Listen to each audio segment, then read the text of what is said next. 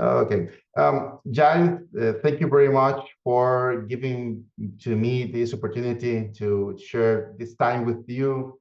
I know that I'm pretty sure that I will learn so much from you, from your experience, your background, everything. And thank you very much because I will have the opportunity to share it with my followers and community. So welcome, Giles, to this conversation. Thank you very much indeed. Thank you for having me. I've really enjoyed our conversations so far. So being able to do this as a recording for your community is going to be great fun. Thank you, Giles. I'm pretty sure that you put a lot of passion into your work as an agilist, right?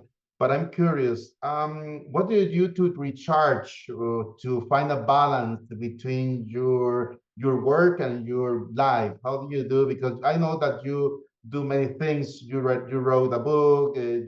You give conferences. You are traveling around the world. How do you find the balance in this in your life?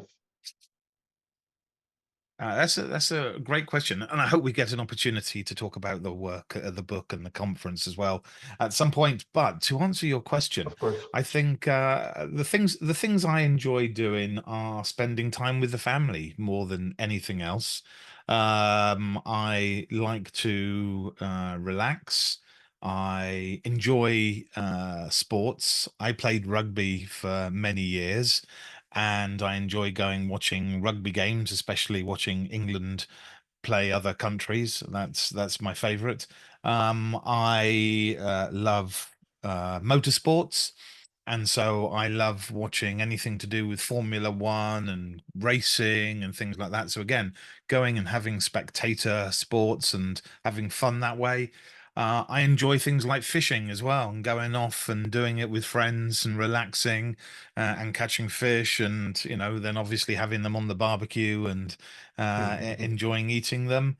I enjoy even creating, large Lego models like the one behind me, Lewis Hamilton's Formula One car here in Lego behind me. So, spending time with that. Plus, of course, obviously reading. I wouldn't get anywhere learning and growing if I wasn't reading books. And I always have books all always around me to pick up. Once I finish one, I start the next. Okay, perfect, Giles. Yeah, it's really important. I wanted to start with this question because sometimes we get into work, but it's really important to have this balance to get wellness, to obtain this Totally wellness in agree. your life, right? Thank you, Giles. Obviously, we're going to talk about your book that's right behind you. I actually have this book with me. I have with all my highlighted parts. I use it as a study book, and I use it too with my colleagues and other professionals to share ideas about it. So I would like to start. How did you come up with this clear model? Because all your book is surrounded about this clear model. How do you come up with this idea? Because it's really clear, you can understand it, but it's also deep because you will learn a lot of agility with it. How do you come up with it? Well, thank you for asking the question. Thank you for asking about it. I have been evolving it, creating it over a number of years, probably a minimum of 5 years, possibly a little bit longer. I'm always trying to sort of remember back, was there a catalyst moment for me, which was like, that's when I seeded the idea to create the model. But it's been around for at least 5 years. And it's come from really a plan that I've always introduced into organizations when I'm leading a digital transformation or leading an agile transformation or leading new ways of working or whatever it is that I'm involved with in the organization. I always appreciated that I always tried to start making micro changes at the cultural level, the C of clear, before really trying to start, working with the leadership team, the L, And the reason for that, I always want to have a quick win in the organization that really brings about a piece of change for the people in the organization. And therefore, what I want is the leadership teams to see that and kind of go, oh, wow, I want some of that as well, or we want some of that change as well. And if Giles can make a small change here and it leads to that overall change for the people, what can he do for the leadership team? So, I always start with culture, move on to leadership, and then it's that traditional progression of execution, adaptability, and responsiveness following on from all of the interventions that come out through all of the work, identifying all the problems, all the areas of friction, discussing with the people all the things that aren't working well, what is working well, celebrating the successes, sometimes celebrating the failures as well, so that we learn from them and iterate and move on to something bigger and better, right? So it's not something that's sequential. It doesn't go CLEAR, finished, job done.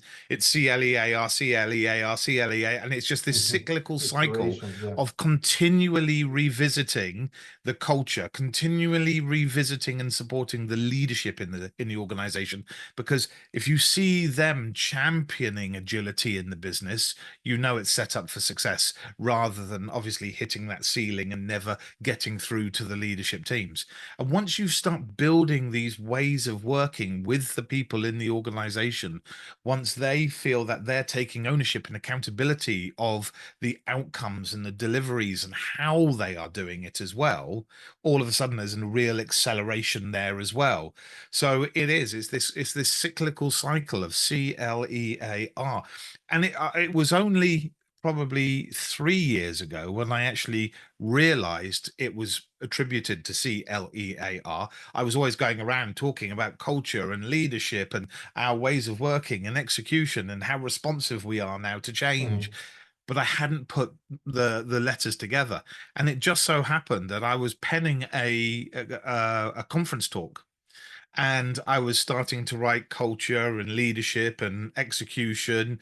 And I started thinking CLE. Oh my God, the next word's A, the next word's R. It's clear. And pure sort of serendipity more than anything else that this word came out of nowhere. And if anyone's watching this and knows me from having worked with them, they'll know my favorite word is clarity. I always love trying to achieve clarity of whether it's the mission, the vision, the values, the way of working, whatever it is within the business. I'm always trying to get that clarity. I hate opaqueness. I hate things which are just blurred in front of us all the time. I want the people to have clarity all the time. I want there to be that level of transparency going on in the business as well. So from that end, my favorite word, clarity, this word coming up, clear, I suddenly started thinking, okay, let's mold this into a model. It's a meta model. I mean, it's not something which is up there to replace Scrum or SAFe or something like that. It's a holistic framework which supports everything else going on in the organization, regardless of what the ways of working are. So this clear model evolved. And then, as I said, I started doing these conference talks with it, and over about, as I said, a 3 year period, I was getting people asking me, well, is this written down anywhere? Have you got anything written down about it? And I was doing some meetups and I was doing a couple more conferences. And every time I walked away from it, I was getting asked, do you have this written down anywhere?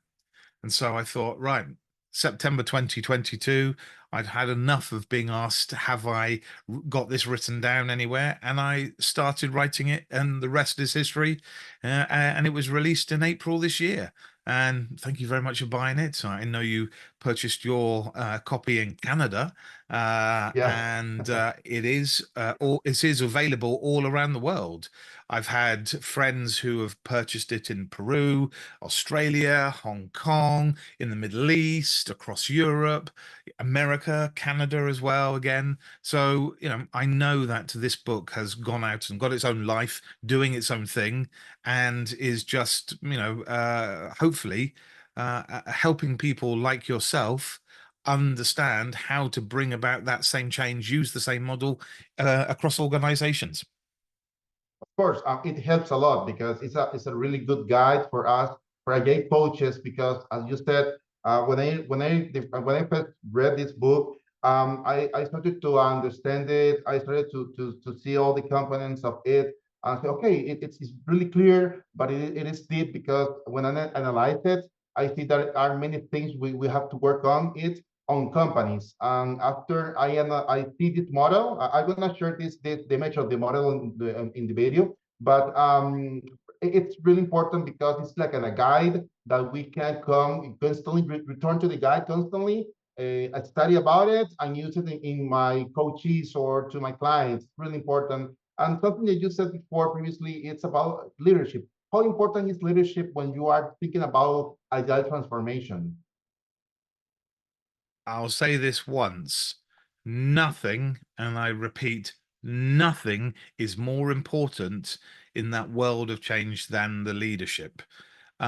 Great. Where I've worked directly with them and I've been able to support them and bring them on the journey, there has been fantastic success because they understand the whole change process of what's going on for the people in the organization, and they are there to support it and in many ways champion it. Where I've worked in businesses where I haven't necessarily been a CIO or a CTO in an organization, I've always hit that ceiling, which has Yeah. never gone through to the leadership team. And in many ways, the change has always failed because it's got so far in the business, but never made it from the top down to the rest of the people. Today, I get that opportunity to start at the very top as part of the senior leadership teams to bring it through to the rest of the people as well. Sort of having a combined starting from the top, coming up from the bottom together with the people so that there's a real meeting of minds all of the way through the organization design. I'll tell you a little story. I had an interview a couple of years ago and we were getting on great, and it was for a CTO role. And the CEO turned around to me and said, "Do you know what? I could see us working really well together on this. You certainly obviously got a passion for the people and technology and things like that." And I said, "Yeah, yeah, yeah, absolutely." Uh, about 10 minutes before I was due to leave the interview, we'd been speaking for about 50 minutes at this point. He suddenly turned round and went, "Right, well, it would be great to have you on board. And by the way, I don't want to be involved in the change program." I instantly stopped. Wow. I Yeah. stopped in my track and I stopped talking. And I turned around to the guy and I thought, well, we're in a good place. We've got a good relationship from the 50 minutes of talking. I'll be completely honest with him. And so I asked him the question, sorry, can I just confirm you don't want to be in leading the transformation change program from the top down? He said, no, no, no, no. I want you to lead it. I want you to bring it to the organization and to go from there. And Mm, I sort of said, that's going to fail. And he of said, "Well, course. why is it going to fail?" I said, "Because the business needs you as the CEO to be championing this and leading this from the very front." And he said, "I just don't have the time. I won't have the time to do this." So I turned around and said, "I'm not the person to work with you on this program." I said, "I would love to do it, but I've got to bring you on that journey as much as the next person." 57, 58 minutes later into a very good interview, we shook hands and parted ways, and I didn't Yeah, take the job. But it really shows that, there are some people who will automatically be resistant to change, who won't of course. accept what is actually happening in the business. And yet, to your question, as I answered, it is about leadership being at the very front of this, leading the charge, driving the change, making sure that, as Simon Sinek says, leaders eat last, everyone else is fed, everyone else is looked after. The people are the primary determinants of success of any organization, not the tooling, not the processes, not the infrastructure. It's the people. And so if the people Mhm. aren't going to be cared for and have somebody who's going to champion that from the very top, it'll fail. So leadership, the most important element of the whole piece. Yeah, yeah. In your book, you constantly talk about the resistance to change, how to deal with resistance to change, how to manage leadership properly or correctly. So it's really important because it's something that it's you can read it and you learn about it in your book constantly. It's something that you can learn about it constantly, right? Yeah, I mean, this chapter 11, overcoming the resistance to change, right? And Of course. for me, it's my most favorite chapter in the whole book, probably because I pour in the most personal elements of my journeys over the last 5, 10 years leading change. And there's probably some empathy in there as well for about the people and what happens to people if something's not done right or if it goes wrong. And so I've always enjoyed chapter 11 the most. And from people I've met, just like you, who I've talked to about it, kind of go, yeah, chapter 11 really sort of shows you in the book, as well as obviously trying to teach us something and help us and guide us on that, how to deal with change. But they always come back and sort of say, yeah, there's some real elements, just, you can see you and pouring your heart into that chapter is there because you're trying to help the people, make sure it's a success and not a failure. Yeah, yeah. Okay, excellent. Yeah, yeah. It's something that I usually talk with my trainees or my clients because I always tell them that you probably have a great idea, but if you don't have the right approach, considering the resistance, the generation gap, that is something that I'm going to talk to you. I want to talk with you in the next questions. But I think if you don't manage or you don't have the right approach to manage change, probably you have the best idea, the best goal the best Yeah. information, or theoretically the best, but probably the effects of the results won't be the best.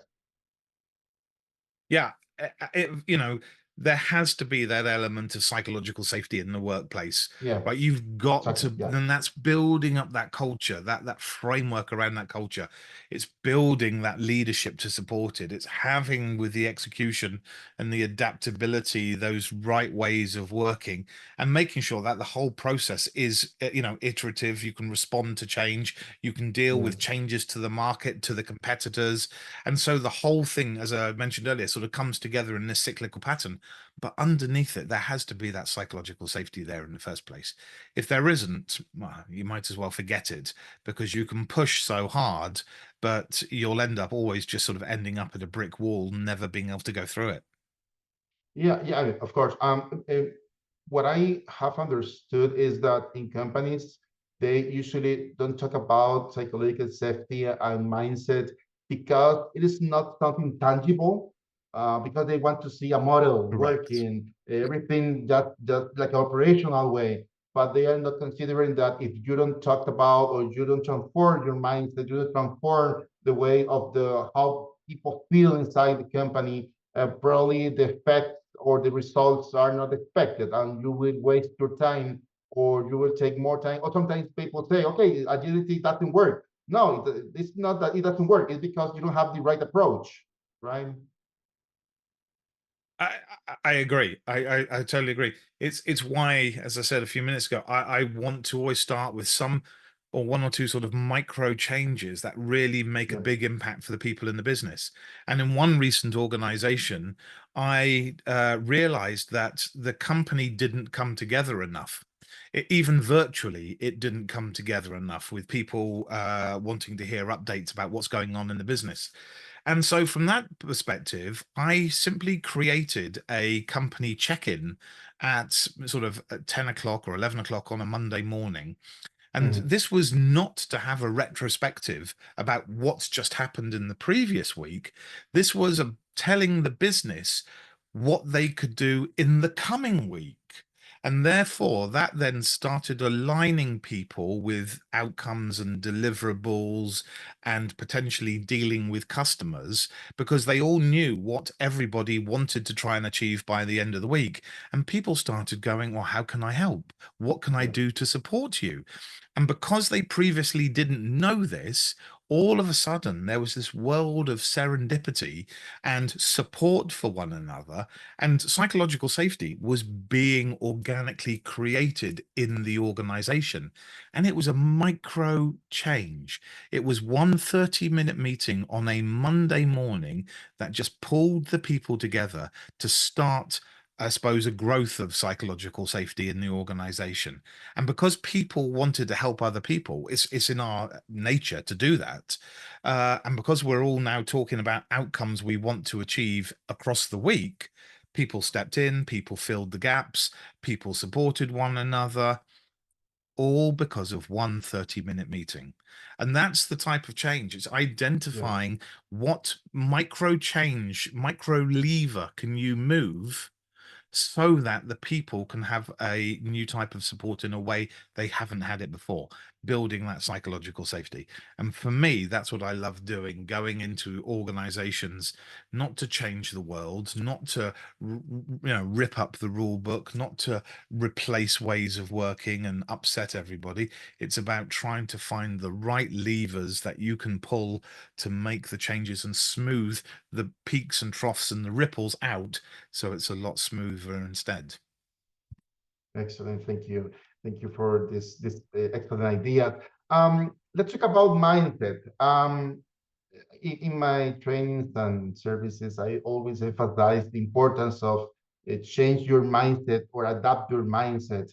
In your opinion, what are the key changes people should make to transition from a traditional company to an agile company, especially prepared to face the current and future challenges that we will live probably? I think I'm going to sort of look at it the other way round, if that's okay. One of Mhm, the things I often find is that people's identity in an organization is mm, usually tied to the current ways of working. So even okay. if there are ways of working in an organization which are not working and is Mhm, causing friction and is causing slowdown and a lack of acceleration or a lack of delivery, people's sense of worth and identity in that organization is still somehow intrinsically tied back to that old way of working, that or the current way of working. So mhm, what happens is when you start trying to change and you start talking about people shifting their mindset to, embracing new approaches, thinking in new ways that they haven't done before, there is some of times that a huge amount of that resistance to change because that you're suddenly coming along and saying, I'm going to change your identity in an organization. mhm, If I suddenly tell you to adopt okay. this mindset and that approach and this here and that there, and as such, for me, it's all about trying to do it as gently as possible. Right. It's not about coming along with a big hammer and hammering Mhm, people and, trying to, force them into this world. There's the famous sort of Chinese proverb, a teacher can open a door, but a student has to walk through. You can yeah. only go so far in guiding and trying to support these people, in trying to help them understand what a mindset shift is, going from a fixed mindset where it's just literally in the bubble that they live to this growth mindset, which means they can challenge themselves, they can pursue new approaches to how they deliver their work, they can try new things, they can do more experiments, get outside of the bubble that they were previously in to becoming a greater specialist within the organization. And so I often find there are usually two camps of people. There are those laggards who are still Mm. really attached to the old ways of working and they cling on. I mean, they really cling on to the old ways of working in the organization, right? Whereas there Yes. are the change agents, if you like, who really kind of go, don't care about the old. I want the new. We're going in that direction with you. That direction looks fun. I get to learn new things. I get to try. I get to experiment. I get to fail. I get to succeed. I get to do things that I've never been able to do before with my fixed version over here, but Yeah. I'm going to go over here and see and learn and grow as an individual. And that same approach is very much there for the new starters in the organization all the way through to the senior leaders in the business as well. So, embracing this mindset is very much about you've got to let go of some of the things of the past, pull your fingers away from it and move so that it allows you to actually become free enough to actually try to adopt new practices, new skills, fail fast, succeed faster, whatever it is you're doing. And that for me is part of the key, is to try and get those people who are fixed to go Yeah. the other way. Okay, perfect. This reminds me a concept, the diffusion of innovations curve, that it talks about the importance of identify those innovators and work with them. Because if you try to work with laggards at the very beginning, probably this Yeah. fixed mindset won't give you the opportunity to transform, to adapt. But instead, if you work with these innovators, they will have they will give you the opportunity to transform, to change, to think Yes. differently, to think Yes. creatively about your transition, your change. And it's going to be part of the transformation. It's not just you, it's you with a team that is innovator too. I totally agree.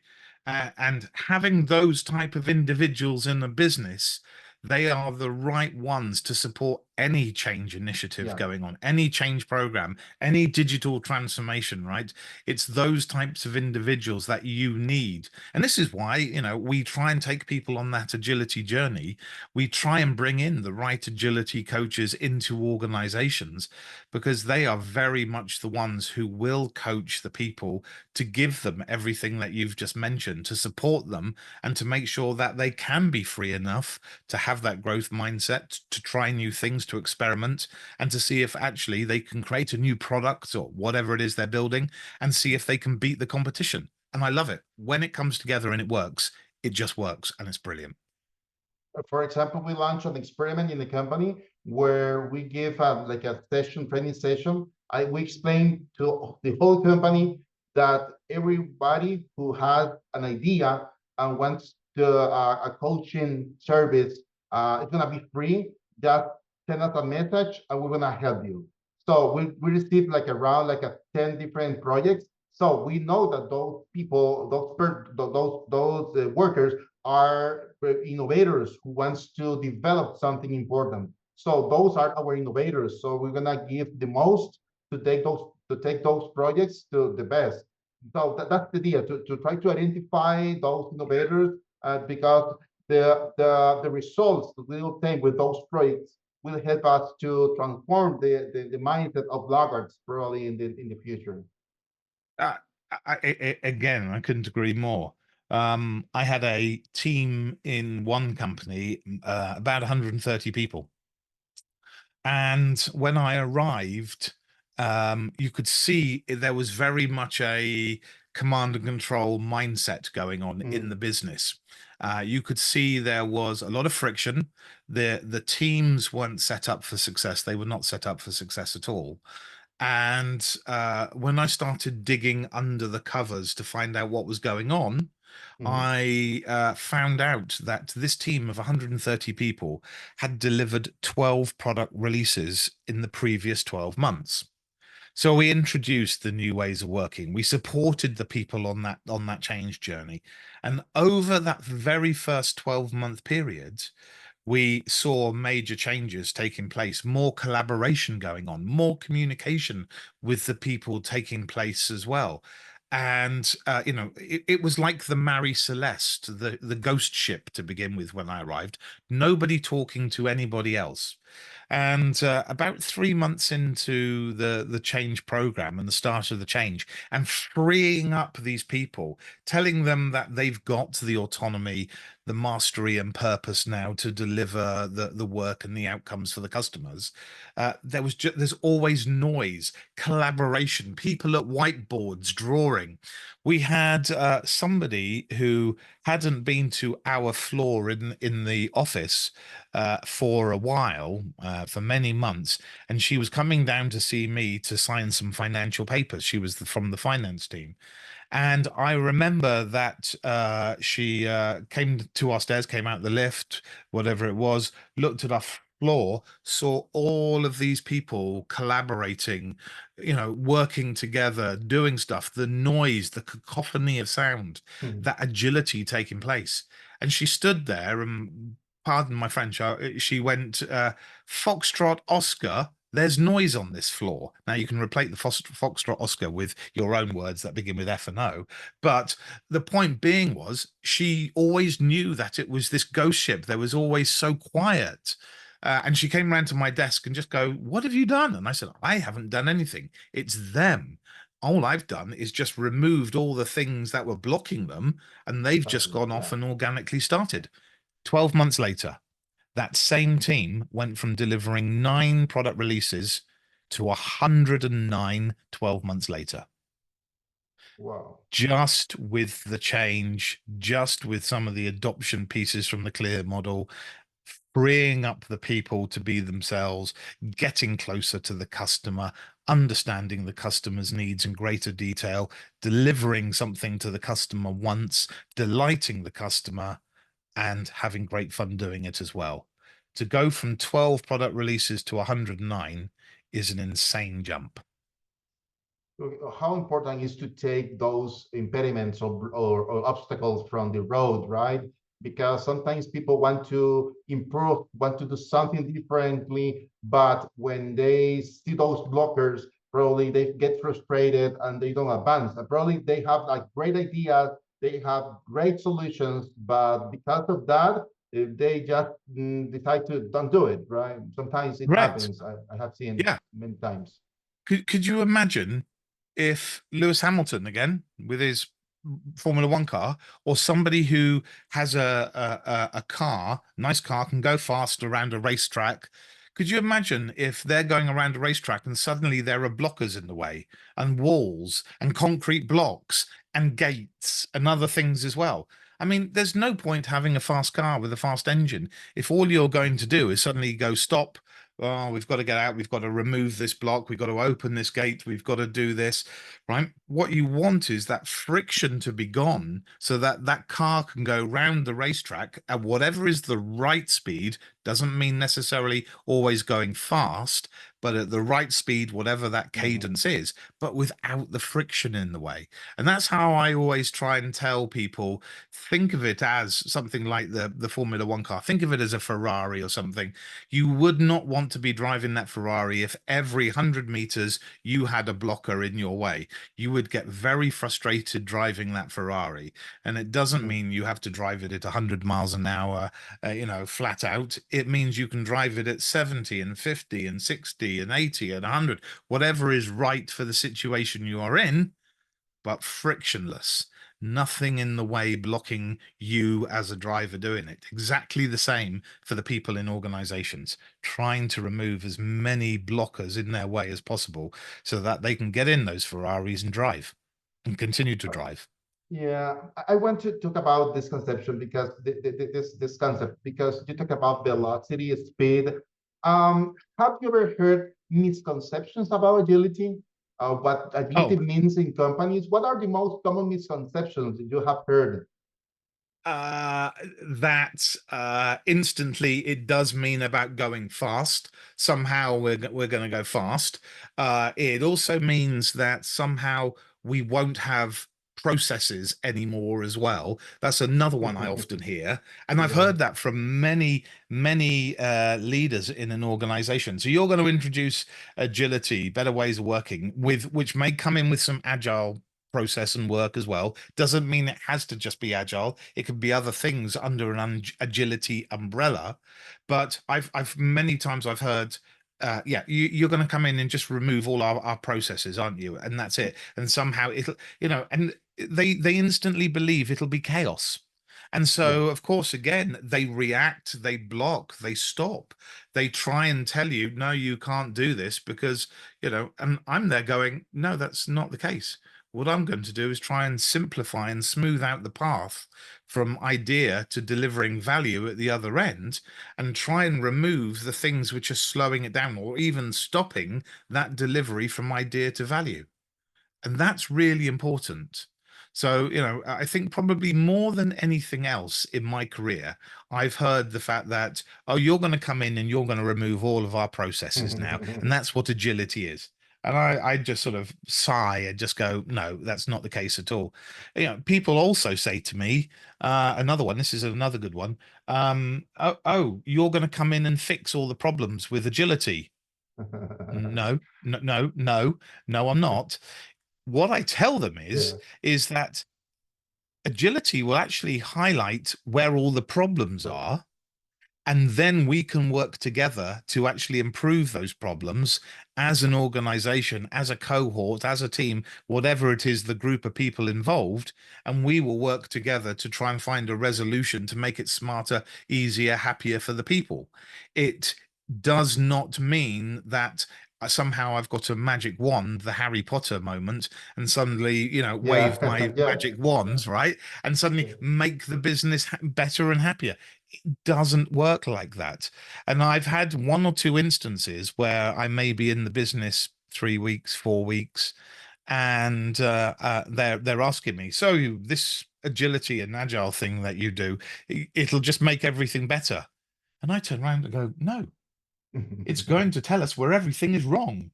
And you should see the looks on their faces and the Yeah, shock to begin with, until they suddenly realize I'm right, and that actually will put in the proper interventions and put in the proper processes and ways of working that are contextually right for the business. There's no little black book I can come up with and kind of go, right, day one we do this, day three we do this, day five we do it. Just won't work. And no two organizations are the same. So even if yeah, you've yeah. had a little black book in one organization, you cannot take it to another organization and expect to do the same things again.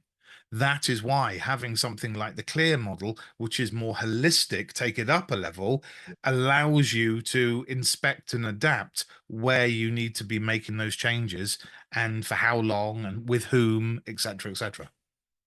Okay, thank you.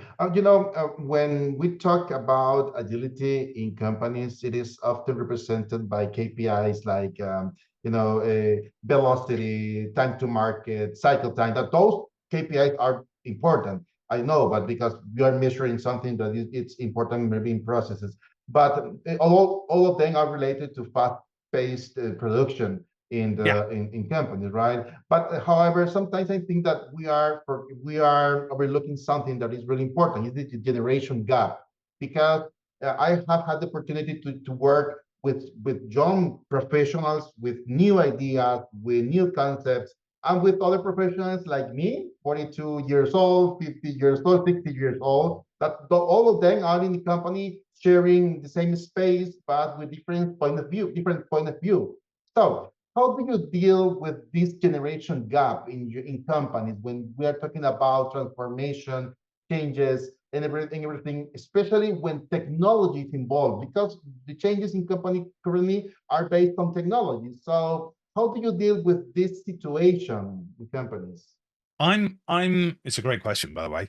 I'm usually involved today at a senior leadership perspective, right? So I'm usually a CTO or a CIO or sometimes a VP of engineering or something like that.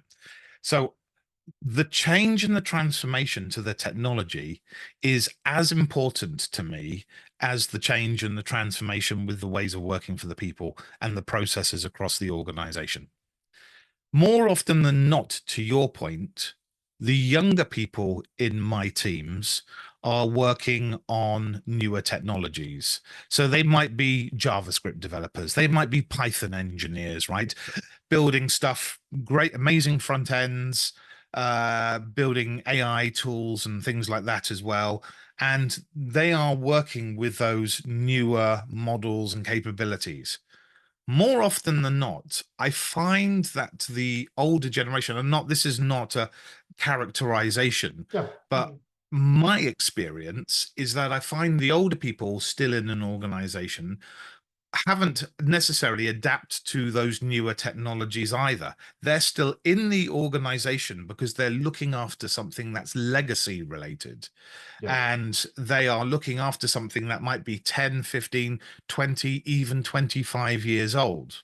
And so they've been in the business potentially for the same amount of time, 10 years, 15 years, 20, and they really have become stuck in their way. They are attached to that old, the current ways of working that is there.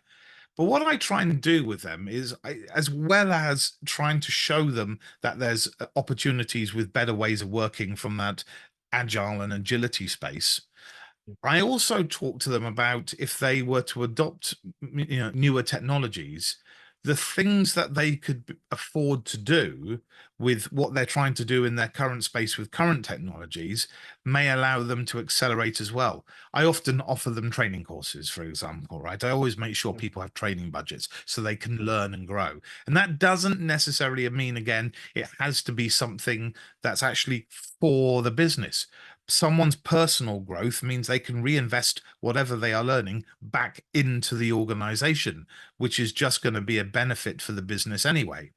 So, one example of this is I did have a team who had been around for nearly 25 years working on a legacy platform.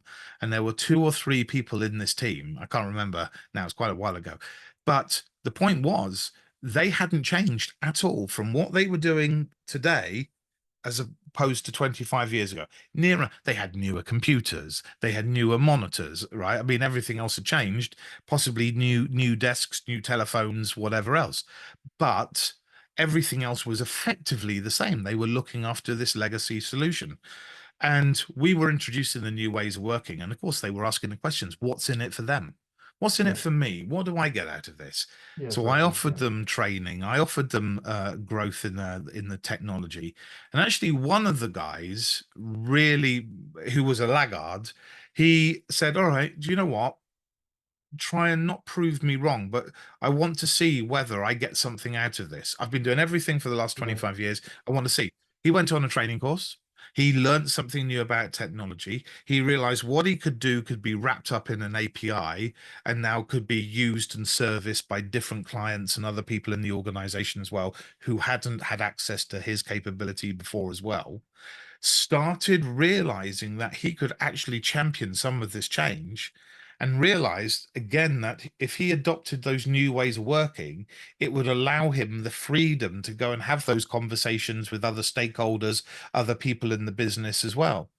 All of a sudden he was like renewed. I mean, again, he was probably in his 40s or 50s, must be in his 50s at that point in time, but he it was as like he was 25 years old again from yeah, what he was doing, and the experimentation he was allowed to do, playing with the system, etc., etc.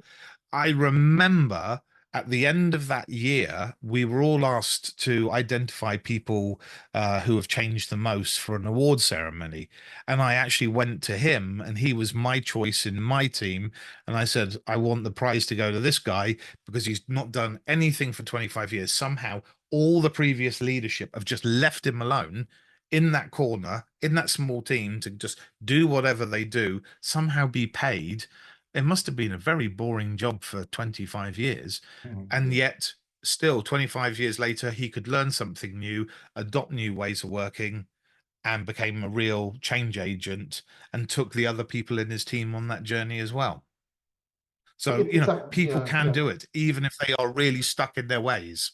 Yeah, what I have found is if you show them that you value their experience, you take them into account, and they ask them for solutions, and we give them the opportunity to learn, to see the impact, and to understand why this change is important. Probably you're gonna have the best professional of team worker, or team member, because they're gonna probably they have the we said in Costa Rica they have the shirt put on. They actually put the shirt Yeah, on because yeah. they feel the company, so they will give you the best of them to solve or to improve the company.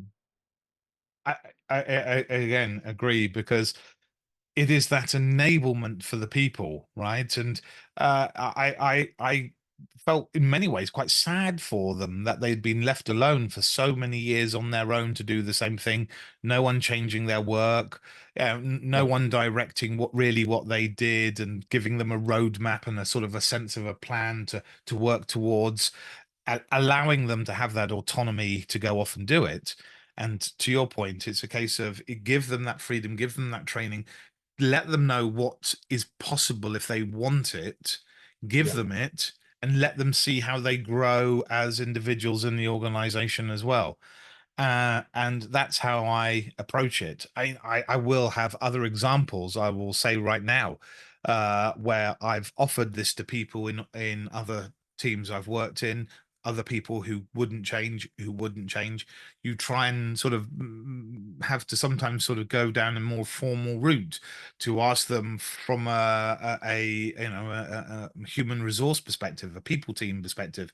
How can they help me with this as well? Sometimes you have to let people go from a business because they physically won't change, they won't embrace what is happening organically across the rest of the organization, and they would be better served working in another organization with an approach and a way of working that supports them. So it's not always rosy, it's not always the rose Mhm. tinted glasses, as we say, making everything look happy.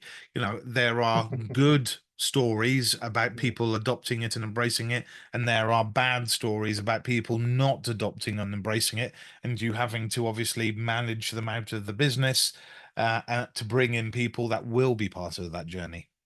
Okay, okay. Yeah, yeah. I think that we have to take into account this generation gap, because it's part of the in all companies. And we, if we want to make Yeah.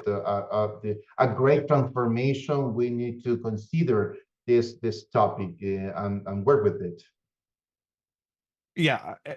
You've got to remember those people who are older in an organization have probably had more experience of command and control and micromanagement and bureaucracy from their leaders and their managers over all Yeah. those years, compared to the new generation of people in technology teams in business who have got more freedom, who are allowed to be more creative, who get closer to a customer, who work better with a stakeholder. And I will tell you right now, when I first became a manager, many, many, many years ago, but all the managers I had were really bad. Right? And I'm not going to name any, but they were command and control, Yeah. lots of micromanagement, lots of bureaucracy. And what did that do for me? That just made me copy them. Right? We as Yeah. humans are great at copying other humans, right? Yeah. We often see a picture here in the UK, the black and white picture of the granddad walking down a pier next to a beach, and the 5-year-old grandson following and walking alongside, copying him by having his hands behind his back, just like the Yeah. grandfather is doing, right? We Yeah. as humans copy other people. And so when I first became a manager, I was going, there's no way I am ever going to behave like him and her and him and her. And what did I do? As soon as I started to become a manager, I instantly started copying him and her and him and her. And it took me a good 12, 18 months to suddenly realize, stop, time out, Yeah. no more of working like this. I went on some management courses, went on some coaching courses of how to do things smarter. Agile was coming in properly back in those days. I was becoming a scrum master, and then 4 or 5 years later a scrum coach, etc. So I was learning new mindset things. My growth mindset was taking over Yeah. than my fixed mindset, and so I became better. But we've got to remember, many of the people who've been in industry and organizations for a long time will have got a lot of experience of working under command and control, bureaucracy, and micromanagement. Yeah. Okay. Thank you. Let's play the role of futurist. How do you envision agility long term? How do you envision agility? I think, and I think I said it in the book, I think possibly within about 10 years, the term agile and agility probably won't be even being used. I think that I've certainly learned to change my language when I'm talking with leaders. A lot of leaders in businesses may have been a CEO in a previous company, join a new company, start hearing about agile and agility and things like that, and instantly go, no, don't want it, because they had a bad experience with it in a previous company. And so I've certainly become very conscious not to use any of those words when I'm having conversations with the leaders. I'm talking about ways of working and approaches to this and changing that and experimenting, etc., etc. And they appreciate that rather than me going Scrum and Agile and Kanban Yeah. and using all the traditional buzzwords, right? So I think there'll be an evolution over the next 10 years where we see less and less of the agile, as we say in English, lexicon, the agile sort Mm, of dictionary, if you like. We will actually migrate away to actually just talking about the actual things that are happening in the business, mm, the changes that are being facilitated by coaches.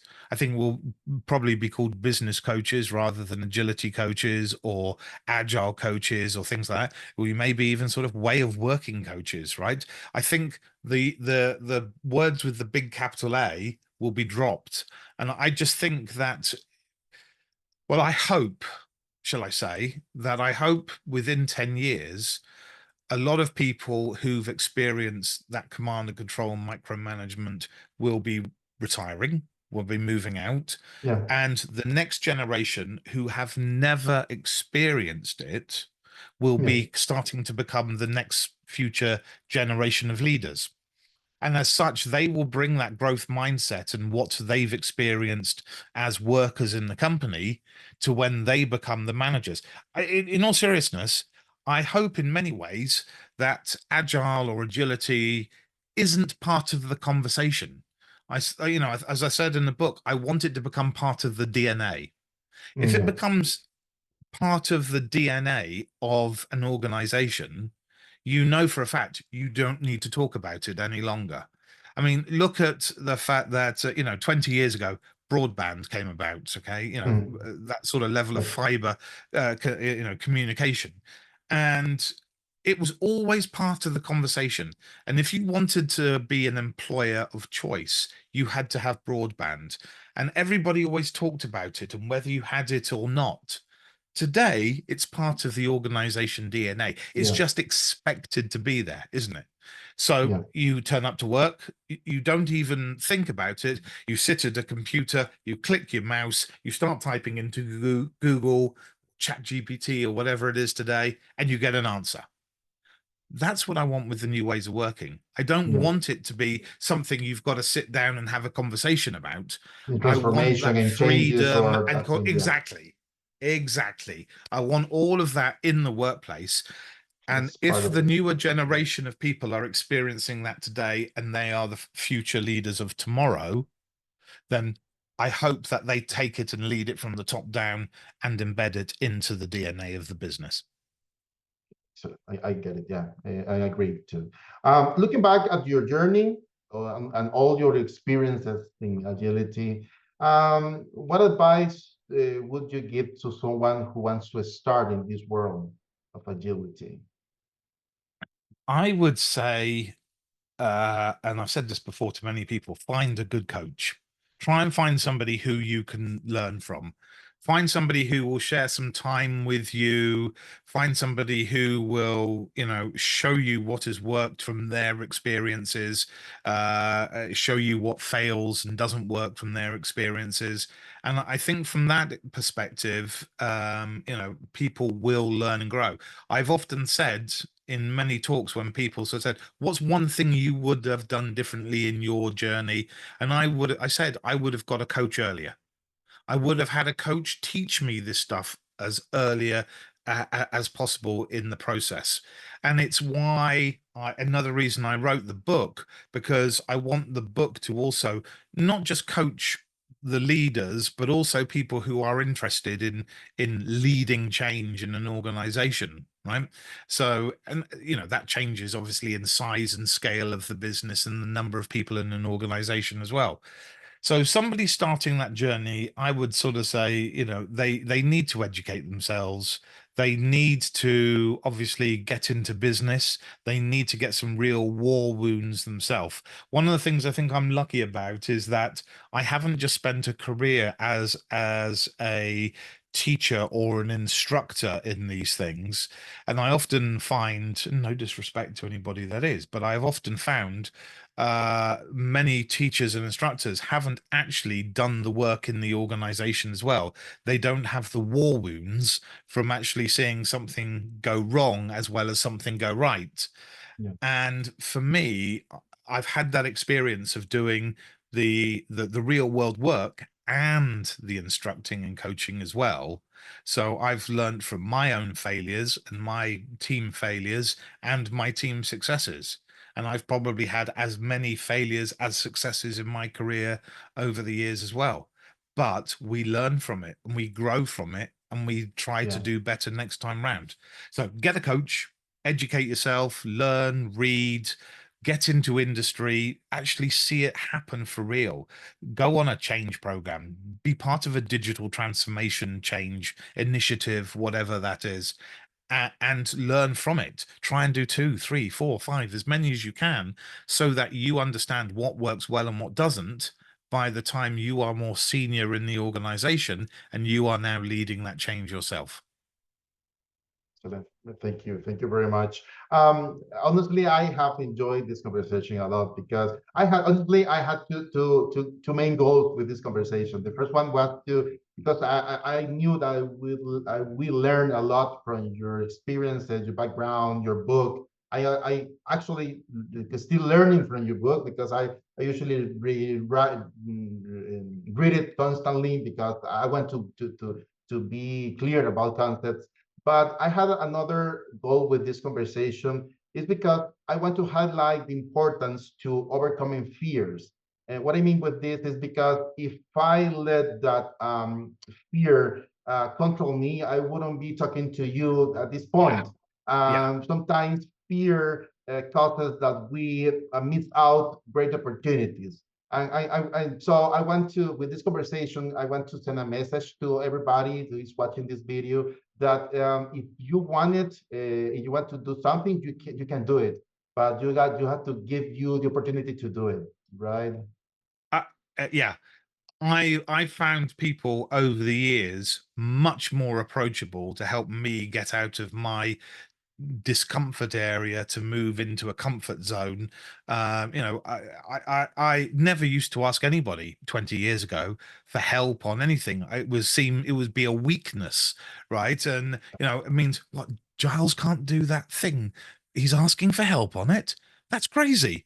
And it would be, and it would be a limiting factor in me, progressing on my journey and growing and having more of a growth mindset.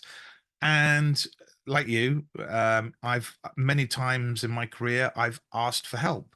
I've come out of my little perfect bubble world that I like to live in and do my work in, and I would go out and talk to people who I wouldn't naturally talk to help me, to allow me to grow as well. So I am totally with you. You've got to somehow sort of just push some of that fear away and really sort of step out of your comfort zone into a world to ask for help, to learn, to grow, to add new strings to your guitar, so that you become a better person, a more rounded person as well. So I'm with you 100%. If you're watching this and you're sort of thinking, oh, I can't do this and I can't do that, absolute rubbish. Get out of your little comfort zone, challenge yourself to actually learn and grow and do something new. Thank you, Giles. Yeah, I agree. I agree. I want to everybody to I don't know to have this opportunity to think about innovation, to think about transformation, and do it. Probably sometimes we're gonna fail in the process, but it's part of the Yes. learn. It's part of the learning. Now you will learn how not to do it. That's part of the situation. Yeah, right. You couldn't have said it any better. Absolutely. I totally agree with that. Guys, thank you very much for your time. If you're gonna give us a last message about this conversation or anything you want to share, if you want to invite people to get your book, I actually recommend it a lot. But or activities that you will have in the future, please let us Yeah, I mean, know. I hope that possibly we've talked about this, that we can do something in Central and South America as well. Possibly have a conference, an event, and actually come over and see people. But if people want to get in touch, please feel free. If people want to talk about help, or want to talk about how to start something or do something, and they just want to chat on LinkedIn or whatever it is, please feel free to get in touch. We're always there. As I said to you when we first met, I want to Yeah. pay it forward now. I want to pay it forward to the next generation. So I'm more than happy to help people if they want to get in touch. And of course, always, if you want a good book to read on the topic, buy Clearly Agile. Exactly. Thank you very much. I appreciate your time, your knowledge, and we hope that we're gonna stay in touch in the future. Fantastic. Andre, thank you very much indeed. Thank you very much, Giles.